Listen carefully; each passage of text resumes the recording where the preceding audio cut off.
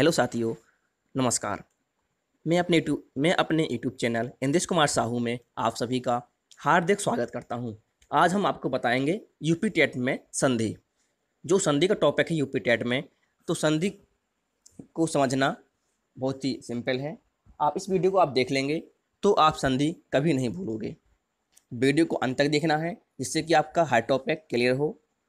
जो भाई बहन इस वीडियो में नए हों तो हमारे चैनल को सब्सक्राइब और वीडियो को लाइक ज़रूर करें, जिससे कि आप चैनल को सब्सक्राइब करते हो तो हर वीडियो का नोटिफिकेशन आपके पास पहुंचेगा और आपका वीडियो मिस नहीं होगा। तो आपका ज़्यादा टाइम ना लेते हुए हम संधि से शुरुआत करते हैं। संधि। ठीक है, संधि किसे कहते हैं? तो दो वर्णों के मेल से होने वाला विकार या होने वाला परिवर्तन, ठीक है, को हम क्या कहते हैं? संधि कहते हैं। या अच्छे से आप एक कॉपी ले लीजिए और उसमें नोट करते जाइए। तो संधि किसे कहते हैं? मैंने आपको अभी बताया कि दो वर्णों के मेल से होने वाला विकार या परिवर्तन को क्या कहते हैं? संधि कहते हैं। ठीक है। अब है संधि नंबर 1 पॉइंट में दिया गया है। इसमें क्या लिखा है? यदि संधि नहीं होती तो नए शब्दों का निर्माण नहीं होता। वो राइट है। यदि हमारी संधि न बनती तो हम नए शब्दों का निर्माण नहीं कर सकते थे, है ना। नंबर 2, हिंदी को संक्षिप्त करने के लिए, मतलब हिंदी भाषा अपनी हिंदी लैंग्वेज है तो इसको क्या करना? संक्षिप्त करने के लिए, छोटा करने के लिए संधि का प्रयोग किया गया। ठीक है। नंबर 3, शब्द के अर्थ को बताने के लिए, शब्द के अर्थ को बताने के लिए कि शब्द क्या कह रहा है, इसका अर्थ क्या है, इसको बताने के लिए संधि का प्रयोग हुआ। ठीक है। और संधि कितने प्रकार की होती है ये भी आपको जानना बहुत जरूरी है। तो संधि हमारी 3 प्रकार की होती है। नंबर 1, स्वर संधि, व्यंजन संधि और विसर्ग संधि। ठीक है। तो हम इस वीडियो के माध्यम से अभी पढ़ेंगे स्वर संधि। ठीक है। हमने एक टॉपिक लिया स्वर संधि का, तो मैं आपको यहाँ पर स्वर संधि के बारे में बताऊंगा बहुत ही आसान तरीका से। तो आप वीडियो को अंत तक जरूर देखें। प्रत्येक शब्द में संधि नहीं होती। ये नहीं कह सकते कि हम प्रत्येक शब्द में क्या है? संधि है। ठीक है। और हमारा नेक्स्ट पॉइंट है कि संधि सार्थक शब्दों के साथ होती है। संधि क्या? सार्थक शब्दों के साथ होती है। जो शब्द सार्थक है, निरर्थक शब्द नहीं, सार्थक, जिसका अर्थ निकल सके। ठीक है। नंबर 3 पॉइंट इसका हमारा कि संधि के केवल 4 स्थान होते हैं। संधि के केवल 4 स्थान होते हैं। कौन कौन से स्थान? जो आपके सामने स्थान लिखे हुए हैं, देखो। या तो सार्थक शब्दों को मिलाएंगे। ठीक है। सार्थक प्लस सार्थक को मिलाएंगे। ठीक है। जैसे सार्थक हुआ हमारा विद्या और सार्थक हुआ आलय, ये दोनों क्या सार्थक शब्द हैं। तो इसको मिलाएंगे तो क्या बनेगा? विद्यालय। ये एक हमने एग्जाम्पल के माध्यम से आपको बताया है कि सार्थक प्लस सार्थक क्या होता है। ठीक है। अब दूसरा पॉइंट है हमारा, नंबर है उपसर्ग प्लस सार्थक। उपसर्ग प्लस सार्थक। आप उपसर्ग तो जानती होंगे, जो शब्द के आगे लगते हैं उन्हें उपसर्ग कहते हैं। जैसे प्रीति हुआ, अभी हुआ, उप हुआ, तो जो क्या सब हमारे, और प्रे हुआ, सब हमारे उपसर्ग हैं। ठीक है। तो प्रीति, प्रीति एक हमारा उपसर्ग है और सार्थक प्लस सार्थक एक हमारा सार्थक शब्द है। तो इनको संधि करेंगे तो होगा प्रत्येक होगा। ठीक है, प्रत्येक। अब इस संधि का नाम हम आपको बाद बताएंगे कि इस विद्यालय में कौन सी संधि है, प्रत्येक में कौन सी संधि है। ठीक है। और तीसरा पॉइंट हमारा सार्थक प्लस प्रत्यय। या तो हमारा पहला सार्थक हो सकता है और बाद में प्रत्यय हो सकता है। सार्थक और प्रत्यय क्या होता है आप जानते होंगे भली भांति। प्रत्यय क्या? शब्द के पीछे लगते हैं जो, उसे हम क्या कहते हैं? प्रत्यय कहते हैं, है ना। तो श्रद्धा, श्रद्धा हमारी एक क्या सार्थक शब्द है, प्लस आलू, आलू क्या हमारे प्रत्यय है। इनको हम श्रद्धा प्लस आलू को जोड़ेंगे तो क्या होगा? श्रद्धालु बनेगा। क्या बनेगा? श्रद्धालु बनेगा। ठीक है, श्रद्धालु। अब चौथा पॉइंट है उपसर्ग प्लस प्रत्यय। उपसर्ग भी हो सकता है और प्रत्यय, ये दोनों शब्द भी दोनों हो सकते हैं। ठीक है। तो उपसर्ग क्या है? अति है, प्लस प्रत्यय क्या है? इव। तो अतिव हो जाए, अति हो जाएगा, इसका संधि पे अति हो जाएगा। ठीक है। तो ये तो हमारे संधि के स्थान कितने हैं? तो संधि के हमारे 4 स्थान हैं। इन्हीं से हमारी संधि बनेंगी। ये आपके पेपर में पूछ सकता है कि संधि के स्थान कितने हैं, तो आपको बताना पड़ेगा कि 4 होते हैं। कौन कौन से? सार्थक प्लस सार्थक, पहला पॉइंट। उपसर्ग प्लस सार्थक, दूसरा पॉइंट। सार्थक प्लस प्रत्यय, तीसरा पॉइंट। उपसर्ग प्लस प्रत्यय, उपसर्ग प्लस प्रत्यय। ठीक है, चलते हैं हम, आपकी वीडियो को देर न करते हुए हम चलते हैं अपने स्वर संधि की ओर। स्वर संधि, ठीक है, आप इसका हमारा टॉपिक है स्वर संधि। तो इसकी परिभाषा क्या है? जैसे मैंने संधि की परिभाषा बताई थी कि दो वर्णों के मेल से होने वाले विकार को हम क्या कहते हैं? संधि कहते हैं। अब यहाँ पर स्वर जुड़ गया, ठीक है, तो कोई दिक्कत नहीं, ओनली हम स्वर कहेंगे कि स्वरों से मतलब क्या, अब स्वर प्लस स्वर ही मिलेंगे। हम स्वर संधि पढ़ रहे हैं तो स्वर ई प्लस ई, मतलब हमें मान लिया कि ई और ई है, तो ई क्या हमारा स्वर है, तो इनसे मिला तो स्वरों का स्वरों से मेल, स्वरों का स्वरों से मेल, ई का ई से मेल या ऊ से ऊ का मेल। ठीक है, तो स्वरों का स्वरों से मेल करने पर जो परिवर्तन होता है, जो परिवर्तन होता है उसी को कहते हैं स्वर संधि कहते हैं। क्या कहते हैं बच्चों? स्वर संधि कहते हैं। ठीक है, तो अब चलते हैं स्वर की संधि के प्रकार कितने होते हैं। तो आपने परिभाषा को जान लिया क्या है, अच्छे से समझ गए? हाँ, तो एक बार और मैं समझा दूँ, दोस्तों को समझा दे रहा हूँ कि स्वरों का स्वरों से मेल, इससे हमारा स्वर ऊ प्लस ऊ, आ प्लस आ, तो स्वरों का स्वरों से मेल करने पर जो परिवर्तन होता है, यदि हम ऊ मिलाएं तो बड़ा ऊ बनता है, छोटा आ छोटा बनाएं तो बड़ा आ बनता है। ठीक है, तो स्वरों का स्वरों से मेल से होने वाला परिवर्तन, जो हमारा क्या हुआ, जो परिवर्तन हुआ है, क्या हुआ? परिवर्तन हुआ, तो उसको क्या कहेंगे? हम स्वर संधि कहेंगे। ठीक है, अब देखते हैं स्वरों के प्रकार कितने हैं। स्वरों के प्रकार, स्वर संधि के हमारे प्रकार कितने हैं?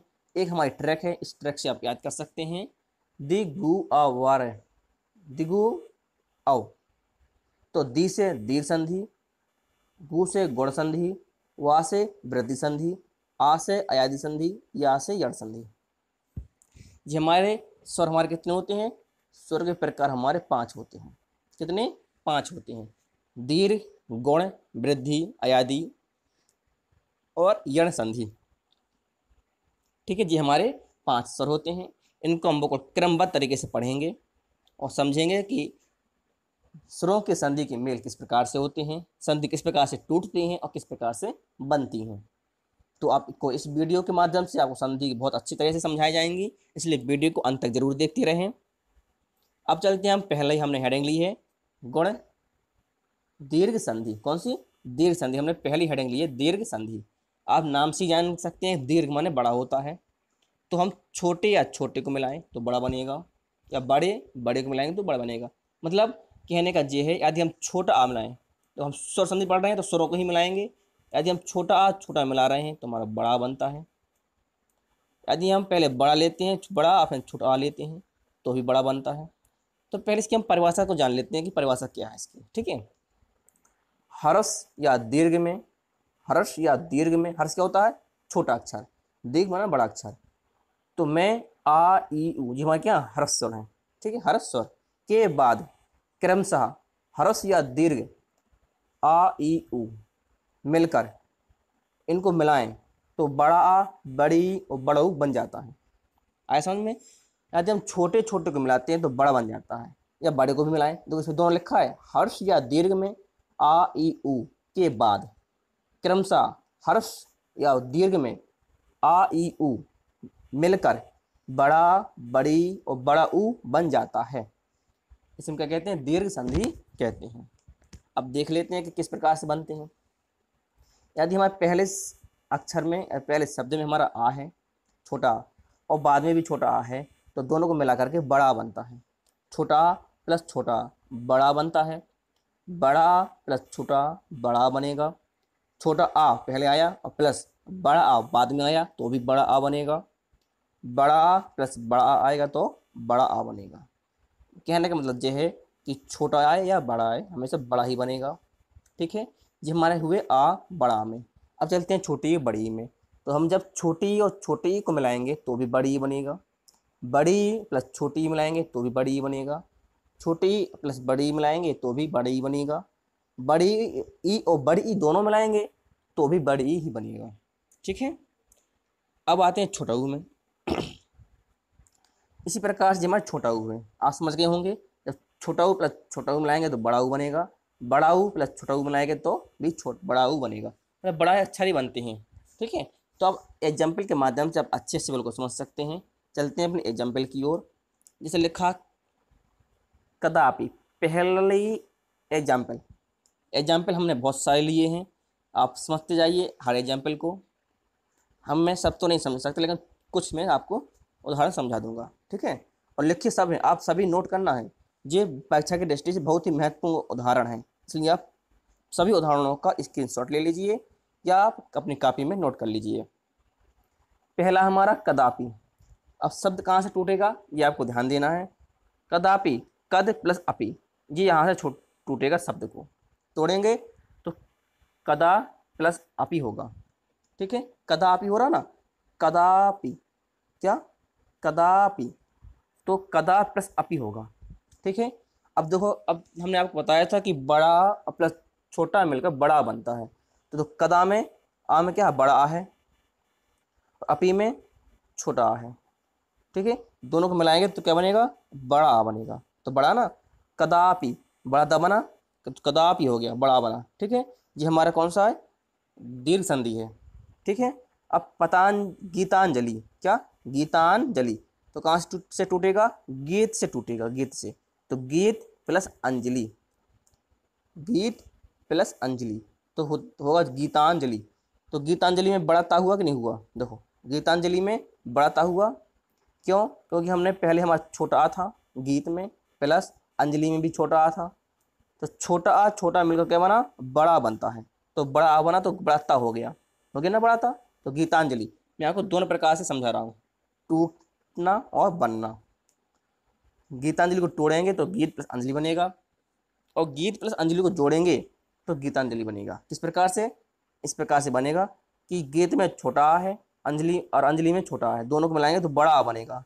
बनेगा तो ता हमारा छोटा था तो गीतांजलि, बड़ा ता हो जाएगा हमारा, तो गीतांजलि बनेगा शब्द। ठीक है, अब चलते हैं नेक्स्ट एग्जाम्पल की ओर। तो कौन है, जनार्दन। कौन सा, जनार्दन। तो जनार्दन में क्या करना है, जन प्लस अर्दन होगा, जन, जन टूटेगा, तो जन प्लस अर्दन। हमने आपको क्या कहा था, किस में टूटेगा, या तो अपना सार्थक प्लस सार्थक शब्द हो, या उपसर्ग प्लस सार्थक हो, या सार्थक प्लस प्रत्यय हो, या उपसर्ग प्लस प्रत्यय हो, इनमें टूटना है आपको। और नहीं टूटना किसी में कि आप ऐसे शब्द में तोड़ दो जिसका कोई अर्थ ही ना निकले, तो आपकी संधि गलत हो जाएगी। आपके जो शब्द टूटेंगे उनका भी एक अर्थ होना चाहिए, उनका भी एक अर्थ होना चाहिए, निरर्थक शब्द नहीं होने चाहिए, सार्थक अर्थ होना चाहिए। जैसे कि मैंने आपको बताया था कि संधि के 4 स्थान होते हैं, सार्थक प्लस सार्थक, उपसर्ग प्लस सार्थक, सार्थक प्लस प्रत्यय और उपसर्ग प्लस प्रत्यय।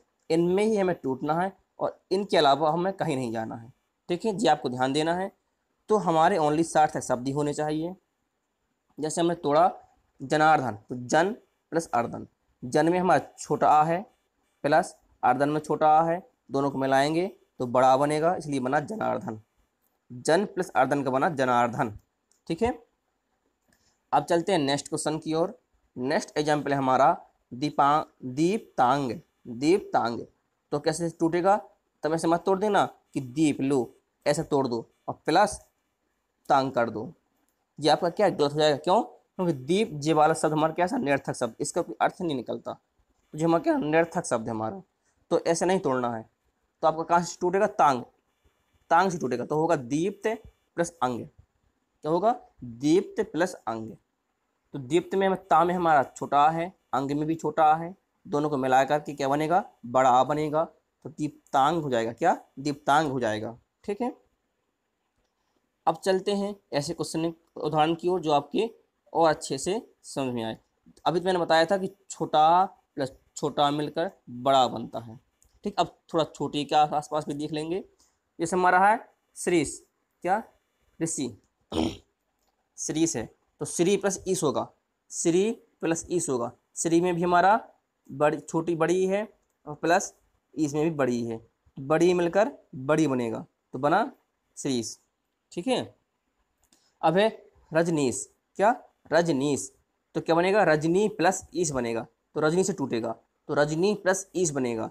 रजनी में भी हमारा बड़ी है और ईस में भी बड़ी है, दोनों को मिलाएंगे तो क्या बनेगा, बड़ी ही बनेगा, बड़ी ई बनेगा। तो रजनीश हमारा बनेगा, आंसर आएगा रजनीश।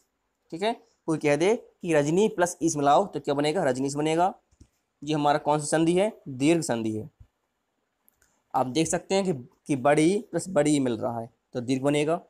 अब है नदी स्वर, कौन सा है, नदी स्वर। तो इसको तोड़ेंगे, संधि विकसित करेंगे तो नदी प्लस ईश्वर होगा, नदी प्लस ईश्वर। ठीक है, क्या होगा, नदी प्लस ईश्वर होगा। नदी में भी बड़ी ई है और ईश्वर में भी बड़ी ई है, तो दोनों बड़ी ई मिलकर बड़ी ई बनेगा, तो नदीश्वर बना। ठीक है, ये तो हमारे इंपोर्टेंट उदाहरण जो दीर्घ संधि से थे। अब चलते हैं नेक्स्ट संधि की ओर। आप अच्छे से इसे देख लीजिए और स्क्रीनशॉट ले लीजिए। मैं थोड़ा रुक जा रहा हूँ, आप स्क्रीनशॉट ले लीजिए। अब चलते हैं अपने नेक्स्ट। अब नेक्स्ट हमारा दूसरा पॉइंट, गुण संधि।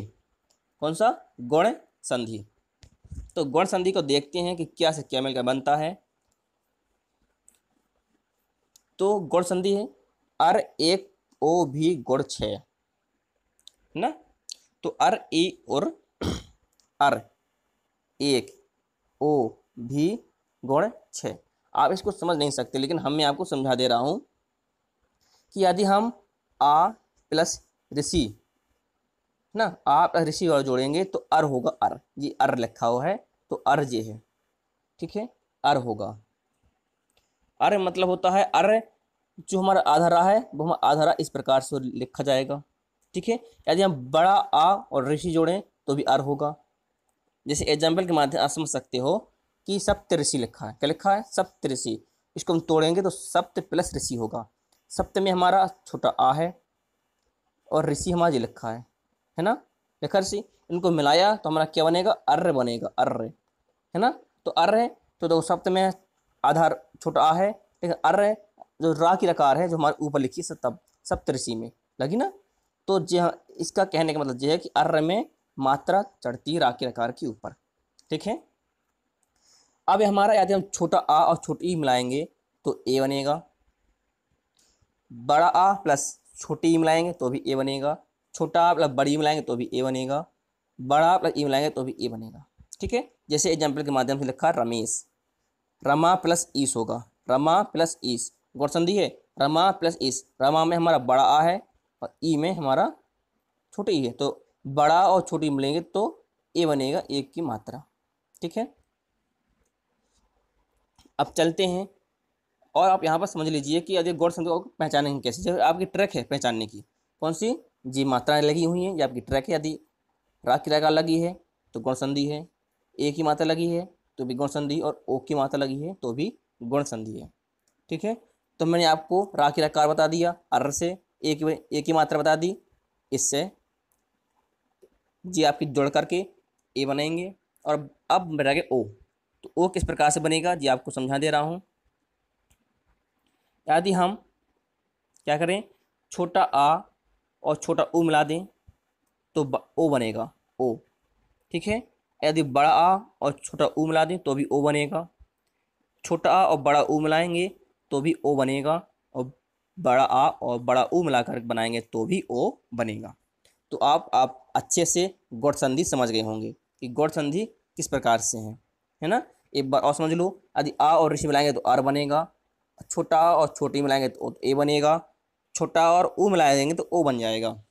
ठीक है, आर में ऋषि है, ए में हमारा ई है और ओ में हमारा ऊ है। ठीक है, और बाकी सब सेम है, इसमें भी छोटा और बड़ा है, और ए में बनने में छोटा और बड़ा है, और ओ बनने में भी छोटा और बड़ा है। मतलब पहला का शब्द हमारे वो अक्षर ज्यों के त्यों हैं, और लास्ट के पीछे के बलदे हैं। पीछे में हमारा यदि ऋषि आया तो अर बनेगा, पीछे हमारा यदि छोटा ई और बड़ा ई आया तो ए बनेगा, और छोटा ऊ बड़ा ऊ आया तो ओ बनेगा। ठीक है, ये है हमारे गुण संधि, कहाँ है, गुण संधि। ठीक है, अब चलते हैं कुछ एग्जाम्पल उदाहरण की ओर। आप इस एग्जाम्पल के स्क्रीनशॉट भी ले सकते हैं, बहुत इंपॉर्टेंट उदाहरण है। इस पहले लिखा है नरेंद्र। ठीक है, नरेंद्र लिखा है तो एक ही मात्रा आप पहचान जाएंगे कि गुण संधि है, लेकिन इसको तोड़ेंगे कैसे जी आपका ही एक समस्या है। तो सीखेंगे कि मैंने आपको पहले बताया था कि संधि कैसे टूटती हैं, सार्थक प्लस सार्थक में टूटती हैं। मतलब आपको निरर्थक शब्द नहीं बनाने, क्यों भी आपको हमेशा सार्थक शब्द ही बनाने हैं। तो पहले लिखा है नरेंद्र, तो नर प्लस इंद्र बनेगा, क्या, नर प्लस इंद्र बनेगा। तो नर में हमारा छोटा आ है प्लस इंद्र में हमारा ई है, इनको मिलाएंगे तो ए बनेगा। ए की मात्रा, तो हमारा देखो नरेंद्र में आया मात्रा आई, नरेंद्र में ए की मात्रा आई। तो इस प्रकार से हमारी संधि होती हैं। आप इस प्रकार से संधि को पहचान सकते हैं। इसे देखा है मान बेंद्र, मान बेंद्र है तो मानव प्लस इंद्र होगा। ऐसे मत कर देना कि मान को अलग कर दो और बंद्र को अलग कर दो, मान प्लस बंद्र कर दो, मान प्लस बंद्र।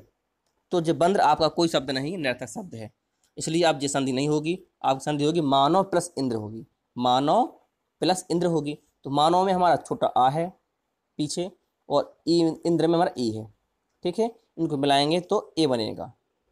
तो क्या होगा, मान वेंद्र होगा, मान वेंद्र, वहाँ पे ए की मात्रा चढ़ जाएगी, वहाँ पे है ना, वहाँ पे ए की मात्रा चढ़ जाएगी तो मान वेंद्र होगा हमारा संधि व्यक्ति।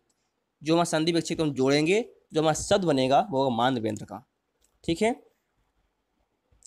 अब चलते हैं स्वेच्छा, स्वेच्छा से, तो 100 प्लस इच्छा, 100 प्लस इच्छा, तो 100 में हमारा आ है और इच्छा में हमारा ई है, इनको जोड़ेंगे तो ए बनेगा, ठीक है।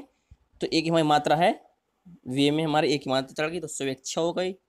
देखो अब और उदाहरण देख लेते हैं जो ओ से संबंधित हो।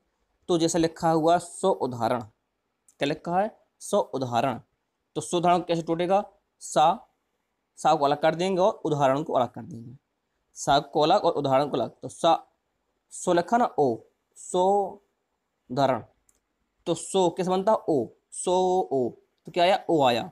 तो ओ किस प्रकार से बनता है, मैंने आपको बताया था कि जब छोटा आ और ऊ मिलकर बनता है तब भी हमारा ओ बनता है ना। तो जो संधि से किस प्रकार से टूटेगा, सा को अलग हो जाएगा, सा अलग और उदाहरण अलग। तो सा में हमारा आ है, उदाहरण में हमारा ऊ है, आ प्लस ऊ मिलेगा तो क्या बनेगा, ओ बनेगा। तो इस प्रकार से लिखा था 100 उदाहरण, ठीक है। ऐसा दूसरा उदाहरण हमारा सहोदर, क्या, सहोदर, सहोदर है ना। सहोदर को कैसे तोड़ेंगे, सार्थक शब्द में तोड़ना तो होगा सह, सह प्लस उदर, सह प्लस उदर। उदर क्यों हुआ, क्योंकि हमारा ओ की मात्रा है, किसकी मात्रा है, ओ की मात्रा है। तो ओ की मात्रा कब बनेगी, जब हमारा छोटा आ और ओ होगा, तभी तो ओ बनेगा, हमारा बनेगा ओ, मैं आपको बताया था अभी। तो इसी प्रकार से सह प्लस उदर हुआ, सह प्लस उदर, इनको मिलाएंगे तो सहोदर बनेगा, सहोदर, क्यों, क्योंकि आ प्लस ऊ मिलेगा तो ओ बनेगा, ठीक है। इस प्रकार से ये थे हमारी स्वर गुण संधि। अब चलते हैं कोई एक उदाहरण और देख लेते हैं, जिससे हम देख लिया देव ऋषि, देव ऋषि, तो देव प्लस ऋषि बनेगा, देव प्लस ऋषि, क्यों, क्योंकि देव में हमारा आ है और ऋषि में हमारा ऋषि है, इनको हम जोड़ेंगे तो हमने आपको क्या बताया था, क्या बनेगा, अर्र बनेगा, क्या, अर्र बनेगा। तो अर्र में हमारा रा की रकार हमारी क्या होती है, ऊपर उड़ती है, तो देवर्षि, देवर्षि होगा, ठीक है, ये मात्रा ऊपर चढ़ी है।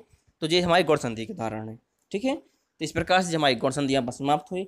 आप महत्वपूर्ण उदाहरण दिए गए हैं, आप इसका स्क्रीनशॉट भी ले सकते हैं। अब चलते हैं हम नेक्स्ट, तीसरा हमारा वृद्धि संधि, क्या, वृद्धि संधि।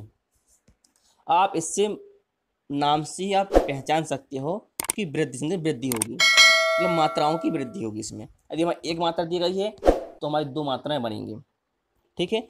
इसको पहचानना बहुत ही आसान है।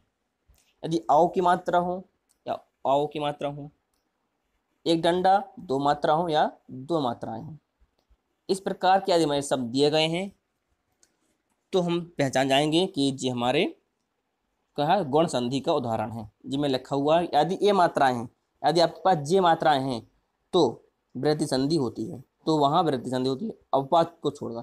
कुछ अपवाद हैं उनको छोड़ करके बाकी हमारी जे मात्रा आपको कहीं भी दिख जाएं तो हम जान जाएंगे कि वृद्धि संधि है, ठीक है। अब वृद्धि संधि बनती कैसी है ये आपको मैं समझा देता हूँ, ठीक है। यदि आपको आओ आया, आओ, तो आओ किससे बनेगा, आ प्लस ओ से, आ प्लस ओ से आओ बनेगा। बड़ा आ प्लस ओ से भी आओ बनेगा। छोटा आ और आओ से भी आओ बनेगा। बड़ा आओ से भी आओ बनेगा, ठीक है।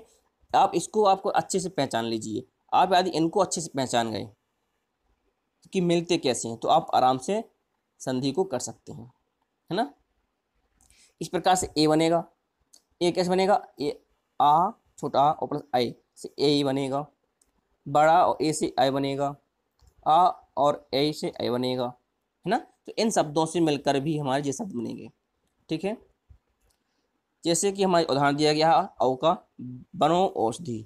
बनो औषधि में हमारी दो मात्राएं, ए डंडा दो मात्राएं, तो हम तोड़ेंगे तो वन प्लस औषधि बनेगा। वन प्लस औषधि, क्यों, वन में हमारा आ है और औषधि में हमारा औ है, हम दोनों को मिलाएंगे तो क्या बनेगा, हमारा औ बनेगा। तो औ लिखा है, देखो एक डंडा दो मात्राएं हैं, तो एक डंडा दो मात्रा में औ बना तो बनौषधि हुआ। क्या हुआ, बनौषधि हुआ, ठीक है। इस प्रकार से सदैव, इस प्रकार देख लेंगे सदैव। सदैव में क्या, सदा प्लस यो, सदा प्लस यो। सदा में हमारा बड़ा आ है और औ में हमारा ए है, दोनों को मिलाएंगे तो आई बनेगा, है ना। तो दो मात्राएं हमारे यहाँ पर चढ़ गई, दा में दो मात्रा चढ़ी, सदैव हो गया, ठीक है। इसी प्रकार से हमारे एग्जाम्पल हैं, उदाहरण दिए गए हैं। आप इन उदाहरणों के माध्यम से आप वृद्धि संधि को समझ सकते हैं। जैसे हितैषी लिखा है, हितैषी, तो हित प्लस एसी होगा, हित प्लस एसी, क्यों, हित में हमारा छोटा आ है, एसी में हमारा ए है, दोनों को मिलाएंगे तो आई बनेगा। तो हमारी इसमें मात्राएं चढ़ी हुई हैं, है ना। और तथ्यो, तो तथा प्लस यो बनेगा, तथ्यों में तथा प्लस यो बनेगा। एक एक में एक प्लस एक बनेगा, है ना। इस प्रकार से हमारे बहुत ही महत्वपूर्ण उदाहरण है, आप इनको देख सकते हैं, आप समझ भी सकते हैं। अब हमारा देख लेते हैं जलोक है, तो जल प्लस ओक है, जल प्लस ओक, जलोक में बनेगा जल प्लस ओक। जल में हमारा छोटा आ है और औषधि और ओक में हमारा ओ है, इनको हम मिलाएंगे तो क्या बनेगा, औ बनेगा। औ मतलब एक डंडा दो मात्राएं औ। तो देखो, तो जलोक में एक डंडा दो मात्राएं हैं तो जलोक हुआ, ये हमारी वृद्धि संधि हुई। क्यों, क्योंकि हमारे इसमें मात्राओं की वृद्धि हो रही है, मात्राओं की वृद्धि हो रही है तो गुण मतलब वृद्धि संधि होगी, ठीक है। ये हमारे महत्वपूर्ण उदाहरण है, आप इनका स्क्रीनशॉट ले सकते हैं और पढ़ सकते हैं। आपको ये वीडियो बहुत ही फायदेमंद होगी। अब चलते हैं यण संधि। यण संधि क्या है, यण संधि, तो यण संधि में हमारा तीन अक्षर आते हैं। यण संधि में या, वा और रा, या वा रा, ये तीन संधि में तीन अक्षर बनते हैं। या भी बनता है, वा बनता है और रा बनता है। और जो या, वा और रा कैसे बनते हैं जी मैं आपको बताऊंगा, ठीक है। यदि हमारे शुरू में छोटा ई और बड़ी ई है और बाद में छोटा आ है तो हमारा यह बनता है, ये आपको ध्यान देना है, ठीक है। अभी हमने क्या बताया था गुण संधि में, देखो गुण संधि में थोड़ा उल्टा था। गुण संधि में क्या था, गुण संधि में जब हमारी गुण संधि थी तो पहले छोटा आ था और बाद में ई थी, तो ए बनेगा, ए बना था ए। लेकिन अब यण संधि में क्या है, ई हमारा आगे होगा और आ हमारा पीछे होगा, तो क्या बनेगा, या बनेगा। आपको यहाँ पर आपको ध्यान देना है, आप यहाँ भूल सकते हो, आप कन्फ्यूजन हो सकते हो कि गुण संधि है कि यण संधि है। गुण में हमारा पहले हमारा आ है बाद में ई है, और यण संधि में होगा हमारा पहला ई होगा बाद में आ होगा, ठीक है। ये हमारी यण संधि होगी। तो आप यण संधि अब अच्छे से समझ लीजिए। तो यदि हम छोटी ई और बड़ी ई मिलाएंगे या छोटा आ मिलाएंगे तो यह बनेगा। या हमारे पहले में आ छोटी ई और बड़ी होगा तो बड़ा आ मिलाएंगे तो बड़ा या बनेगा, ठीक है। इस प्रकार से आप देख सकते हो कि क्या से क्या बनेगा। यदि ई है तो हमारा या बनना है, यदि ई है तो या बनेगा, ठीक है। और देखते हैं यदि ऊ है, छोटा ऊ, यदि हमारा छोटा ऊ है और बड़ा ऊ है तो और आ जोड़ेंगे तो हमारा हुआ बनेगा। क्या बनेगा, हुआ बनेगा। मतलब यदि हमारा शुरू में ऊ है और बाद में हमारा कोई भी स्वर है, यदि हम कह दें शुरू में हमारा ऊ है और बाद में हमारा स्वर है तो क्या बनेगा, हुआ बनेगा, ठीक है। बनेगा हुआ, ये हमने आपको बताया जी हुआ बनेगा, ठीक है। यदि हमारे शुरू में ई है और बाद में कोई भी स्वर है तो हमारा या बनेगा, ठीक है। आप इससे समझ सकते हो आसानी से, ठीक है। तो या और वाह आप दोनों समझ गए। अब चलते हैं हम रा पर। यदि हमारा ऋषि शुरू में है और बाद में हमारा कोई भी स्वर है तो हमारा क्या बनेगा, रा बनेगा, ठीक है। क्या बनेगा, रा बनेगा, ठीक। आप एक पॉइंट आप समझ सकते हो कि सबसे ज़्यादा आधे अक्षर का प्रयोग यण संधि में करते हैं। ये आपका एक नोट है, कभी कभी आप इसका भी फायदा ले सकते हैं कि सबसे ज़्यादा आदि अक्षर यण संधि में ही बनते हैं सबसे ज़्यादा। ठीक है, इनके हम उदाहरण लेकर चलते हैं। उदाहरण किस प्रकार से होंगे, आप इन उदाहरणों का स्क्रीनशॉट ले सकते हैं, क्योंकि ये सभी उदाहरण महत्वपूर्ण हैं। ये सभी उदाहरण महत्वपूर्ण हैं, जी हमारे पेपर में पूछे जाते हैं यूपी टेट में। ठीक है, दिया है देव अर्पण, तो देवी प्लस अर्पण, इसका होगा देवी प्लस अर्पण। क्यों देवी क्यों होगा, जैसे अभी देखो ये या दिया बीच में, दिया ना या का हमारा लोप हो जाएगा, तो वाह बचेगा, तो वाह में हमारी छोटी ई जुड़ेगी, तो देवी होगा बड़ी ई में, देवी प्लस अर्पण, देवी में हमारा बड़ी ई है प्लस अर्पण में हमारा आ है। मैंने आपको बताया था यदि बड़ी ही ई या छोटी ई में स्वर आ जाए, स्वर हमारा आ है, तो क्या बनता है हमारा, या बनता है, या। तो देखो या बना हमारा, या हमारे बीच में है, देव या पण, देव या पण, तो या आ गया। तो इसी प्रकार से हम कह सकते हैं जो हमारी यण संधि है। ठीक है, अब देखा प्रत्येक, लिखा प्रत्येक, तो प्रत्येक को हम तोड़ेंगे प्रति प्लस एक में, प्रति प्लस एक में, तो प्रति में हमारा ई है, छोटी ई प्लस, और बाद में हमारा क्या स्वर आया ए क्या हमारा स्वर है, ई में यदि ए स्वर आ गया तो हमारा या बनेगा, ई है तो हमारा या बनेगा। ठीक है, तो प्रत्येक बना हमारा या आ गया, प्रत्येक मतलब ता हमारा आधा हो गया, और या में एक ही मात्रा होगी, प्रत्येक हो गया। ठीक, प्रत्येक हो गया, प्रत्येक। इस प्रकार से अब देख सकते हैं, कोई भी उदाहरण आप देख सकते हैं, सभी उदाहरण महत्वपूर्ण हैं। यदि हम कहते हैं पर्यटन, पर्यटन, तो पर्यटन को क्या तोड़ेंगे, परि प्लस अटन, परि प्लस अटन में तोड़ेंगे, तो परि में हमारी छोटी ई है, ठीक है, प्लस अटन में हमारा आ है, मिलाएंगे तो या बनेगा, बनेगा या। देखो या आ गया बीच में, आ गया, तो रा तो है ही हमारा, रा देखो ऊपर उड़ा है रा, इसी रा उड़ा ऊपर, तो पैटर्न हो गया।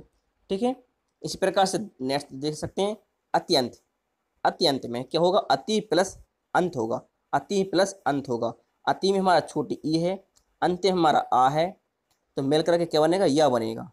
तो देखो आधा ता हो गया और या हमारे बीच में आ गया, तो अत्यंत हो गया। ठीक है, ये हमारा यण संधि होगा, कौन सी संधि, यण संधि कहलाएगी हमारी। ठीक है, इसी प्रकार से ये हमारे बहुत ही महत्वपूर्ण उदाहरण है, आप इन्हें देख सकते हैं, पढ़ सकते हैं। ठीक है, अब चलते हैं हम नेक्स्ट, और हमारा आखिरी स्वर संधि का उदाहरण है। ठीक है, अब पढ़ेंगे स्वर संधि था हमारा पांचवा हमारी हेडिंग है ए आदि संधि, आ यादि संधि।